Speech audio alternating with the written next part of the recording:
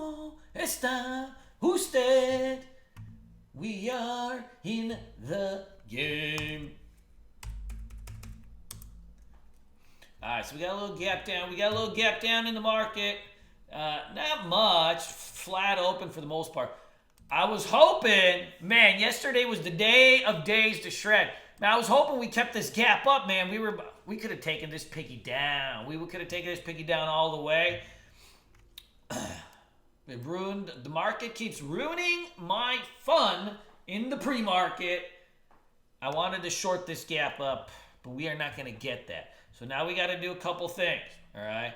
Couple things here. First of all, we're starting to kind of drift lower. We broke under the 9 EMA, the 20 SMA, so now we're starting to drift lower. Guys, this is very, very natural. This happens in all markets. You know, you don't just go straight up, right? Just because you break over a couple EMAs doesn't mean anything. In the scheme of things, you're starting to drift back lower. Now, does that mean we're going to break lows and, it's going to be pandemonium? No, we very well could just have a higher low and then kind of start to settle into some type of range.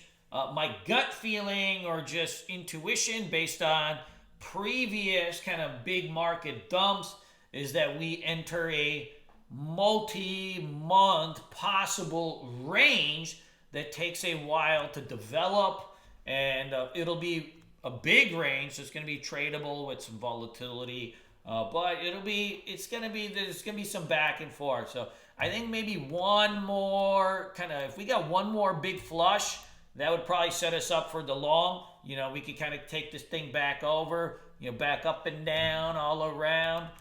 Today, I think 180 is going to be a mark to watch on the QQQs.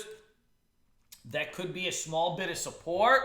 If it, if that zone doesn't hold, then yeah, we could start to drift lower. You can see it's not like you have necessarily just clean spots to go to, but if this 180 zone doesn't hold, then really kind of your next inflection point where there's some juice is in those 170s, and that's going to be just something to keep an eye on. If you look at the S&P, we have very, very kind of similar action. Let me get rid of all these lines here.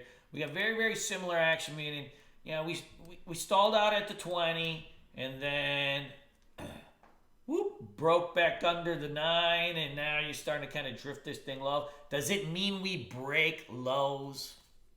No, probably not, but it is something, it could be a potential target. But this is, I'm kind of thinking we're going to kind of, zigzag around for quite some time.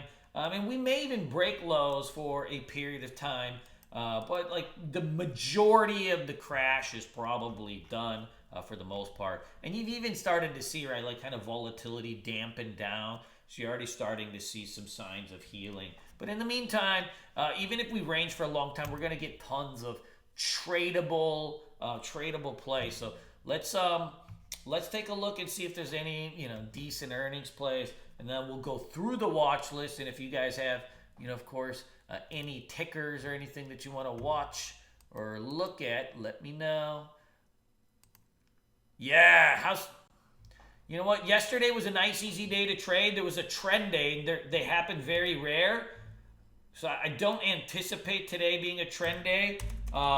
Yesterday, guys, it's very, very important when you get a trend day to lay the wood on. Meaning, yesterday, we sucked in the morning, right? It was choppy all day, all morning. And you just got to kind of wait it out. But once the trend sets, you have to be very, very aggressive and just hammering to the short side, because it's really those 1 or 2 days that kind of pay you for the week. And so you gotta really step it up once the trend sets, because it's very rare you get in this market, at least it's very rare where you get a 3, 4, 5 hour trend with very few bounces. So you gotta go for it and make sure you're putting the shred on if you start to see it. Let's take a look, see if there's any earnings plays or anything. But these are all kind of garbaggio.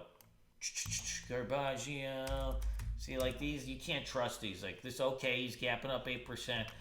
But, the daily chart on this is saying short. Most of the time, when you see, names like this, they end up just sucking because, they'll just roll over they'll just roll right back over. There's just too much resistance, too much sellers into it. So I trust no oil name.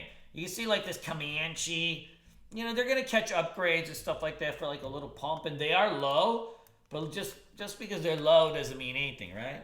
I mean, lows are for hoes, lows are for hoes, or maybe bros, we don't really know, but this is not anything that's going to be. So these are all oil, Total, Fang, Oxy. I would be more inclined to short these if they really spiked hard. Yeah, I'd be more inclined to actually short the gap and refade these things and trust any spike in them. At one time, trading oil stocks was amazing. It was called the black gold. It was the black gold, and the black gold gave beautiful opportunities, but the black gold is no more. Oil is cheaper than water. No point of checking LK, because unless you shorted it an hour ago, what are you going to do with it? Can't do nothing. Stock goes from 30 to $4. What are you going to do with it? No point in looking at it. Junk. This is all oil. Junk. So I'd leave those alone. What are we seeing on the downside here? Junk.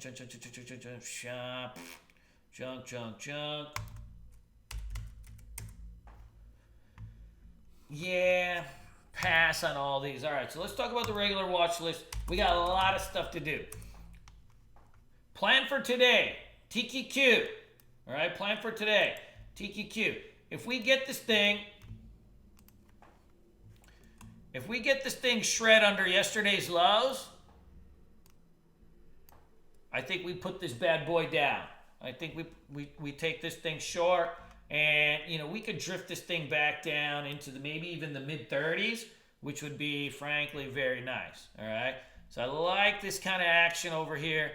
Key is yesterday's lows. Now, if this thing spikes up at the open and runs into its EMAs and then starts to re-roll, that can work too.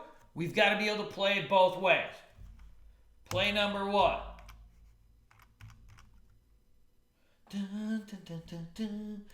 T-VIX. T-VIX is starting to even out here. There's a very important level here that it's been kind of stuck at. So you can see here, what happens? Stocks, ETFs, they get their power from consolidation, from basing periods. So the contraction of range, you see how like you had a wide range and you're pressing it and you're pressing it and you're pressing it. That contraction of range is what builds up power. So if this thing can bust out of this trend line over here, then I think you're going to get yourself some nice action to the upside. You may get this thing back into the 400, 500 range. If it can't hold or break and it breaks to the downside, then this thing fizzles out, right? So it's going to be a little bit dependent on the market, but watch this range build. You could see like yesterday it started to test. If you can't figure out the exact levels, always look at an hourly chart. Go to an hourly chart, like on all the stocks that you really watch. You know, when you're studying your watch list, even for day trades, like check out an hourly chart, start to build out. Like you should always know where are the key spots on a particular stock. Where are the booby traps? The more angles you look at a stock, the more levels you look at, the more you'll know where all the booby traps are, and you'll be able to get this thing going. So you can start to see like this thing, if you look at an hourly chart, this is really where the sweet spot is. Like it's getting there, ain't it? It's getting there. So if we get this thing into, you know, yesterday it almost got there. But yeah, if we start to bust this thing loose, we're going to have something right there. And then we'll have ourselves a little pizza party. A little pizza party. I was hoping for red to green on this, but Mother Market did not agree with me and is already fading the gap. Play number two. I suggest we have longs and shorts today. Yeah, I suggest we have longs and shorts today. I was thinking at first that this ZM was going to be a potential long, but there must be some news out. I saw some articles and stuff that they got some security concerns. You know, like people get Zoom bombed, meaning Like you hop on a Zoom meeting, right? So it's like you're like some nutritionist and you're meeting with your clients. You hop on a nice Zoom, happy-go-lucky Zoom meeting, and you're like, hey guys, I want you to think positive and eat granola and be good to your neighbors. And you're like, oh, thanks, lady. And next thing you know, like somebody Zoom bombs you and you just get like this monster cock pick. And like then you're like sitting there and you're trying to have like a nice women's discussion about fitness and granola, and you get this giant cock pick just show up on your Zoom meeting, and it's like, holy shit, and then it doesn't go away. And how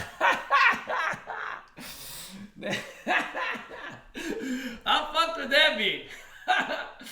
Oh man, my little niece, like she's 4, and she's using Zoom for like her school. She's in like pre-K or whatever. And that's like all I could think about was I'm like, oh my God, she's gonna be on this Zoom meeting and there's just gonna be some monster dick pic show up. I'm like, no! Oh man, but that would be pretty funny. So look, it's at a bounce spot. I do think it can potentially squeeze here. You are at 4 down days in a row. From 160, 162, you're getting down into this, like, you're getting down into some supports here. So watch this level for a potential rebound. Look, the trend on it's been down the last couple days, and bounce trades can be really tricky. But we're starting to get into some levels. Remember, a lot of people missed this big run. This run from 100 to 165. Most people miss that run. And what I found is that when there's like a big run in a stock and people miss it, what usually happens is like your first decent sized pullback, people tend to want to try to get in, right? Everybody's been talking about the Zoom, dick pics or not, like people have been talking about it. Yeah, everybody's using it right now. So there is a chance this could bounce. Now, just because there's a chance something can bounce doesn't mean it's going to bounce. What we need to see on an intraday basis is some type of tightening of short-term price action that would tell us that it's actually changing. So what I want to see on this, you can see like this thing's gapping down like $10, right? I close right around 136. It's going to gap around $10. What I want to see is like some kind of range develop at the open, and then it start to bust loose from there. Normally, I would do a red to green move on a trade like this. What I mean by red to green move is like when you get a gap down and it breaks over the previous day's close, that's a red to green move. But in this particular case, like if you wait for the red to green move, it's gonna be too late, right? You'd miss that first $10. So what I want to see is like some type of short-term bottoming pattern, either a W pattern or a 1, 2, 3 pattern. If you don't know what a W pattern is or a 1, 2, 3 pattern, check on the website or our YouTube channel. I got a million videos on that. 1, 2, 3 patterns are the best pattern to catch reversals. All right, it's the only way I'll get into it. So 1, 2, 3 pattern sets are gonna be like you make a low, then you'll pop up, you'll make a higher low, and then you go something that's, I'm making a very, very crappy makeshift drawing, but it would be, something along those ends. So it'd look almost like, a W, but a little bit better.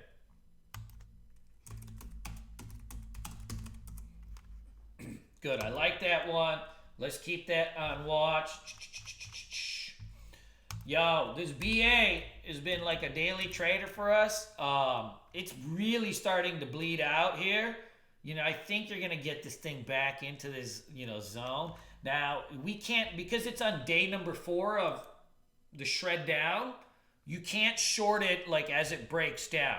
But if this thing gets any kind of squeeze, then I think we take this thing for a potential short. What I mean by squeeze is when you're intraday trading, so if you're on a day 4 of a move down, you don't want to short anything at lows, even if you have a really nice intraday breakdown. What you want to be doing is letting it pop. The other part is that Boeing is like a very thick stock. You've got a 500 million share float on it. So when you have a thick stock, with a big float, the best trades is to short it into pop. So like we can't chase this thing down, but like ideally this is the type of play you want to do on Boeing. See how you got a gap down yesterday? 149 to 136. Well, you know, an ORB would be like, okay, you build a range at the bottom and you kind of test it and then you break below. But the easiest play on a thicker stock, especially ones that got a lot of algos in it because they're so thick and they do so much volume, let this thing push up into the 9 EMA, you know, and you get a red candle to hold. That's usually the much better and I would say easier entry on a stock like this. I do think it bleeds out, but see, it was down 12% yesterday.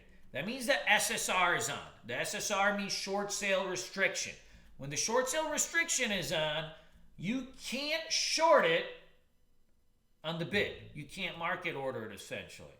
So it's ideally like you want to let it gap down, push into the 9 or the 20 EMA, you get a red candle to hold, and then you let it fizzle out, right? And you let it fizzle out. You know, where I made my mistake on this yesterday, you know, when we were trading this, yeah, our entries were just a little too low. You know, we need to really kind of short them into the spikes and then let it fizzle out. And because it's a little bit of a thicker stock. So short it in the spike, let it fizzle out. Short it in the spike, let it fizzle out. I know it's a little bit more of an expensive stock. Some of you guys don't like expensive stocks, but the range on them is big enough where, you know, even if you're trading like 100 shares at a time, you can still net like, right? You can still get a good chunk out of it. Don't be worried about the price of it. This one's gonna have a little bit of juice, I think, at some point. But you can see like pre-market is at 138, now it's at 127. Like we can't just short it into the hole at the open. So let it pop up into its EMAs, then watch the action around there, and then from there, like you'll be able to see if it fizzles out. I know a couple of you guys asked about IO. You know, these kind of like penny stocks and stuff are a little bit tricky for me. Like I see the pattern on it. You know, like obviously you've got like, I mean, it's just a monster cock downtrend. But there was some news on it. Now the question is like, can you chase up the news like in this environment? Can you chase up the news like 100%? That's more tricky, you know. So if the news comes out and you can catch it early, okay, great. But with this environment,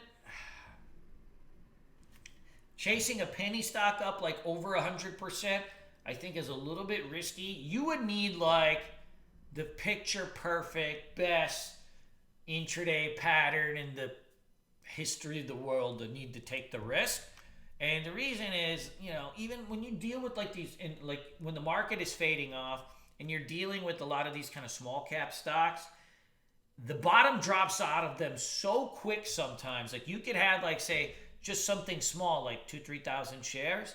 And, you know, you just get complacent. It's just sitting there sideways. And you're like, oh, this is not so bad. And then, boom, bottom drops off. Yeah, it's a little bit more tricky. So I don't know. I plead the fifth on that one. Okay. Nugget is on my list here for potential double bottom. You can see like how it's just, it used to be $42. Now it's at 70. And the range is tightening. Now, I don't know if it's going to double bottom or not, you know, but the range is tightening. It's not there yet, J-Lo, you know, because you got your 9 EMA like right on top of it. It needs to still build a little bit. It still needs to build a little bit here.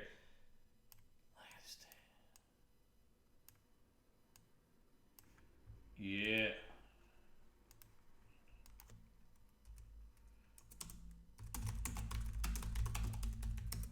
It needs to build a little bit here. The range is tightening, but it had so much destruction that like it's taking a while to just kind of build up its levels. I think this one is going to be tricky. JNUG is like very, very similar. Like the range is tightening and the volatility is kind of decreased on them quite a bit. You know, granted because they were up here and now they're $4. I just can't. I can't get a good read on it yet. I think it just needs more work. RCL, CCL, these are daily traders for us. Man, I was hoping to take this thing green to red too, Rajesh. If the Lord would just bless me one time with the gap up on these things, then we could have taken this pig down. Now it's already starting to shred already in the pre-market. But yes, like this thing has got a date with 21. It's a good trader for us. We had some nice shreds on it. Man, I had so many shares of this thing, like boom, and then boom. And I kept covering it just a little bit early. I missed a little bit of this. But this thing's a good trader for us. I would definitely keep this on the watch list. My worry with CCL, I don't know if the short is going to be as good. It's on the list too. You know, CCL did a monster offering, you know, at $8 yesterday. So sometimes, like when you do an offering at like say $8, $7.50, wherever the numbers are, sometimes those levels tend to hold. I don't know if it's like a psychological support or whatever it might be, but sometimes they hold up at those levels. They've raised cash. You know, they raised cash, and these guys need a lot of cash. And they raised it. You know, so who knows, right? They raised it. So they may take some of the risk up. I think the big flood on this yesterday was it must have leaked out, obviously, that the offering was going to be at $8. They pinned that thing right down to 8. They pinned that thing right to 8 into the close. Funny how those things work. Yes, LK did have some news out. This was our fun trader for a while here. Hold on one second. I got to fluff up my cafe.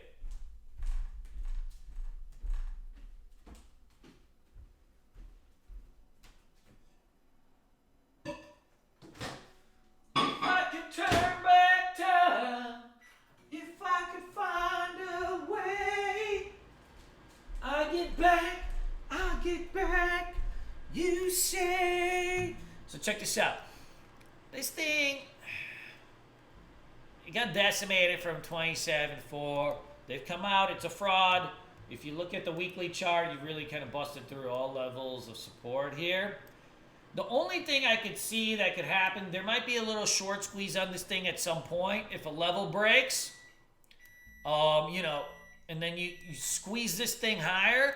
At some point, if it pops into its EMAs, I would only be interested in shorting this if it spiked into like 10, 11, 12, then I would look at this for like a re-roll and go, you know, even if they fabricated levels, like all Chinese companies do that, so who knows, like really where, I doubt it goes to zero. So I think the easy money's probably done on the short. You'd really, if you wanted to short this pig, ideally like a spike into like 10, 11, 12, 13, like a big short squeeze at the open, then you could re-roll it and get that thing going. Does that make sense? Good. APT, big run yesterday. APT, big run yesterday. Look at the range on this thing. You've got a week open. It closed at 17.20. You got a week open at 16.20. Watch this one for the red to green today, meaning if it breaks back over, if the dip holds and it breaks, only if it breaks back over 17.20, we're gonna get this thing going. Good. That's our watch list for today. Trade safe. Let's be good. I remember the plays have been coming a little bit in the afternoon yesterday, so stick around after post lunch. Like they're coming in a little bit later, so we got to make sure we maintain our focus, you know, into the close.